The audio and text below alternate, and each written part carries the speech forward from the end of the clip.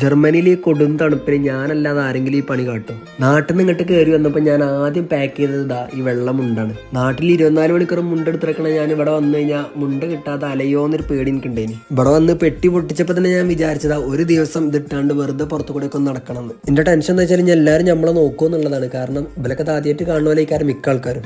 ആരെങ്കിലും കളിയാക്കൊന്നുമില്ല, പേടിയൊന്നുമില്ല. ഇതിലാൾക്കാർ തുണി കൂടി ഇല്ലാതെ നടന്നു പോകുന്നത്. നമ്മളൊരു മുണ്ടെങ്കിലും എടുക്കുന്നുണ്ടല്ലോ. ഇനി സത്യം പറയട്ടെ, എനിക്ക് നല്ല ടെൻഷൻ ഉണ്ട്. ഇൻസ്റ്റാഗ്രാമിലൊരു മലയാളം സോങ് കിട്ടാണ്ട് ഒരു വീഡിയോ ഉണ്ടാക്കാൻ വേണ്ടി കുറച്ച് ക്ലിപ്പുകളൊക്കെ എടുത്തിട്ടാണ് ഞാൻ കയറി പോയത് തന്നെ. ഗായ്സ്, ഒരു ജർമ്മൻ അമ്മച്ചി വന്നാണ്ട് ഷോൺ എന്ന് പറഞ്ഞു. ഷോൺ മീൻസ് നല്ലതാണെന്ന് പറഞ്ഞു, ഐ മീൻ ബ്യൂട്ടിഫുൾ ആണെന്ന് പറഞ്ഞു. ആ ഒരു കോൺഫിഡൻസിലാണ് ഇനി പോകുന്നത്. കളിയാക്കിയതാണോ ഒന്നും അറിയില്ല. ഈ തുണി എടുത്തുകൊണ്ട് ഇറങ്ങണ വരെ എൻ്റെ വിചാരം ഞാൻ ഭയങ്കര കോൺഫിഡൻസ് ഉള്ള ആളാണെന്ന് തന്നെ. പക്ഷേ ഇത് എടുത്തങ്ങോട്ട് അങ്ങാടിക്കാണ് ഇറങ്ങിയപ്പോൾ, അങ്ങാടിയല്ല സൂപ്പർ മാർക്കറ്റൊക്കെ അങ്ങോട്ട് ഇറങ്ങിയപ്പോൾ എനിക്ക് മനസ്സിലായി എൻ്റെ കോൺഫിഡൻസ് ഒന്നുമല്ല.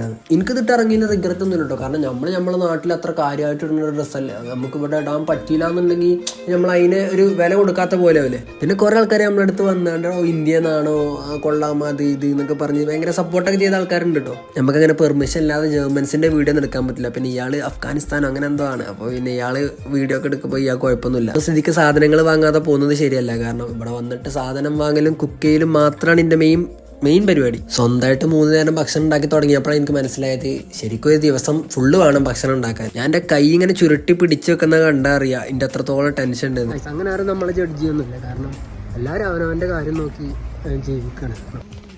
കുറച്ച് ആൾക്കാരൊക്കെ നമ്മൾ ഇന്ത്യക്കാരാണെന്ന് റിയലൈസ് ചെയ്താണ് നമ്മളൊന്ന് സംസാരിച്ചു. ഭയങ്കര ഹാപ്പിയാണ്. കാരണം നമ്മളെ പെട്ടെന്ന് കാണുമ്പോൾ തന്നെ മനസ്സിലാവുമല്ലോ. നമ്മളെ വിചാരിക്കണം അത്ര തൊലിക്കറ്റൊന്നും എനിക്കില്ല.